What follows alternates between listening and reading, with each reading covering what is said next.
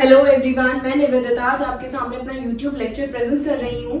मैं आपको थोड़ा सा इंट्रोडक्शन दे देती हूँ। इंट्रोडक्शन में ये है कि हम चैप्टर इलेक्ट्रोस्टैटिक्स कर रहे हैं। आज का जो टॉपिक है वो है स्फेरिकल कैपेसिटर। चलिए शुरू करते हैं। स्फेरिकल कैपेसिटर क्या होता है? स्फेरिकल कैपेसिटर को समझने के लिए हम लोग क्या करते हैं, एक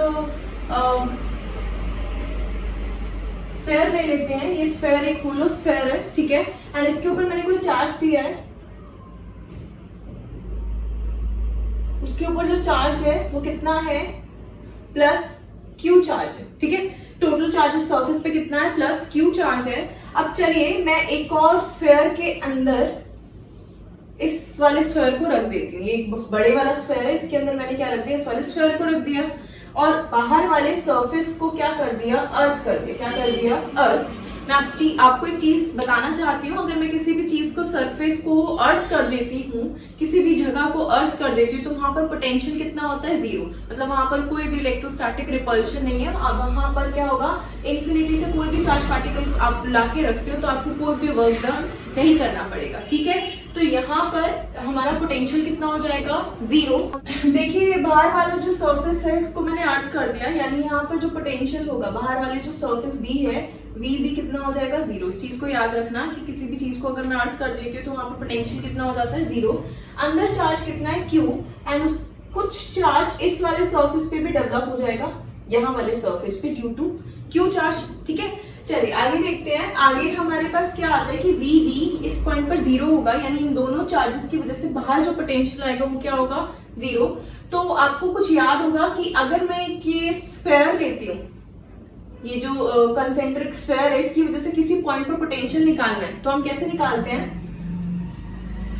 के कैपिटल क्यू, और यहां से यहां तक का जो डिस्टेंस होगा वो कितना हो जाएगा, आर बी। लेट्स सपोज यहां से यहां तक का जो डिस्टेंस है वो कितना है, आर बी, और इस वाले चार्ज की वजह से जो उस पॉइंट पर आएगा हमारा पोटेंशियल वो कितना होगा, के क्यू आर बी, और ये टोटल कितना हो जाएगा, जीरो हो जाएगा। यहां से साफ दिख रहा है कि जो स्मॉल क्यू है वो माइनस क्यू के इक्वल हो जाएगा, है ना।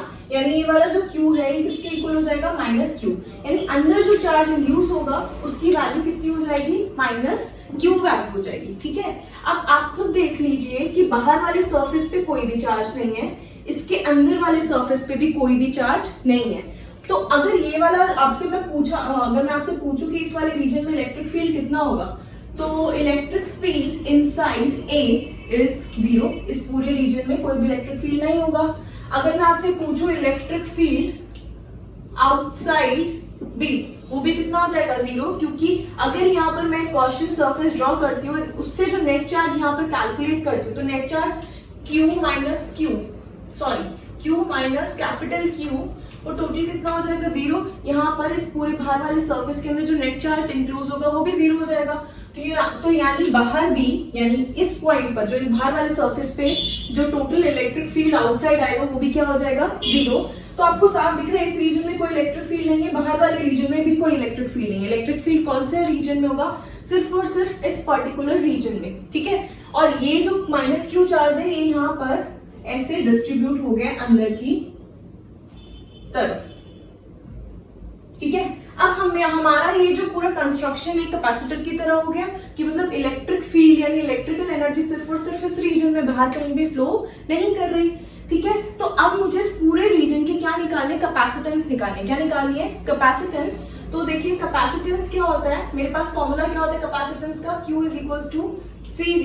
Q जो उस कैपेसिटर के बीच में चार्ज होगा उसको हम क्यों लिखेंगे, C जो उस कैपेसिटर की कैपेसिटेंस है, V जो एक माइनस क्यू वाली साइड से अगर मैं प्लस क्यू की तरफ एक पॉजिटिव चार्ज को लेके जाती हूँ, जो जितना वर्क डन लगेगा दैट इज V। तो यहाँ से C की वैल्यू क्या आ जाएगी, Q upon work done. Work done क्या हो जाएगा, यहाँ से यहाँ तक जो मैं चार्ज को ले जाने में जितना वर्क कर रही हूँ वो क्या हो जाएगा हमारा, delta V। This is the potential difference, ठीक है। चलिए यहाँ से हम पोटेंशियल डिफरेंस फाइंड करते हैं, यहाँ से यहाँ तक, बाहर वाले रीजन से अंदर वाले रीजन पर जो भी मुझे काम करना पड़ेगा उसका मुझे क्या निकालना, पोटेंशियल डिफरेंस। आपको पता है VB, मैं ऐसे लिख सकती हूँ VA माइनस VB। अब यहाँ पर आप देखिए VB तो हमारा जीरो हो जाएगा, उससे हमें कोई मतलब नहीं, हमें सिर्फ और सिर्फ मतलब किससे, VA की वैल्यू से, ठीक है। तो यहाँ पर हमारा जो VA आएगा वो हमें कैलकुलेट करना है पोटेंशियल ड्यू टू ए। अब पोटेंशियल जो यहाँ पर इस वाले चार्ज की वजह से हमें निकालना है VA, वो मैं यहाँ निकाल रही हूँ। अब देखिए हमारे पास कौन कौन से चार्जेस की डिस्ट्रीब्यूशन है। इस चार्ज का डिस्ट्रीब्यूशन है पॉजिटिव Q का, एंड इस वाले चार्ज का डिस्ट्रीब्यूशन है ना। तो मुझे A पॉइंट पर निकालना है, तो मैं क्या करूंगी, यहाँ पर हमारा जो फॉर्मूला होता है potential due to a spherical conductor, वो क्या होगा, Q अपॉन 4 पाई एप्सिलॉन नॉट, यहाँ से यहाँ तक का जो डिस्टेंस है दैट मींस RA, ये हो जाएगा, है ना। एंड सेकंड, ये वाले चार्ज की वजह से जो हमारा पोटेंशियल यहाँ पर आएगा, इस वाले माइनस चार्ज की वजह से इस पॉइंट पर जो पोटेंशियल आएगा उसकी वैल्यू वो क्या होगी, -4 पाई एप्सिलॉन नॉट RB। अब मैं आपको एक चीज बता देती हूँ कि जो स्फेरिकल कंडक्टर होता है उसका जितना इस सरफेस पर पोटेंशियल होगा अंदर भी उतना ही पोटेंशियल होगा, वो चेंज नहीं होगा, ठीक है। तो यानी इसके सरफेस पे यहाँ तक जो भी पोटेंशियल होगा ना, इस -Q की वजह से यहाँ तक जो का पोटेंशियल होगा अंदर भी वो पोटेंशियल क्या रहेगा, सेम रहेगा। तो अंदर इस -Q चार्ज की वजह से जो पोटेंशियल आया है वो कितना आया, Q अपॉन 4 पाई एप्सिलॉन नॉट RB, ठीक है। यहाँ तक आपको क्लियर हो गया। चलिए आगे करते हैं। आगे हम यहाँ से Q को कॉमन ले लेंगे, 4 पाई एप्सिलॉन नॉट ऐसे लिखेंगे, 1 upon RA minus 1 upon RB। ये हमारे जो C की value Q upon delta V, अगर मैं दोनों को डिवाइड करूं 1 एंड इसको 2 को, तो हमारी C की वैल्यू क्या आएगी, हमारी वैल्यू आएगी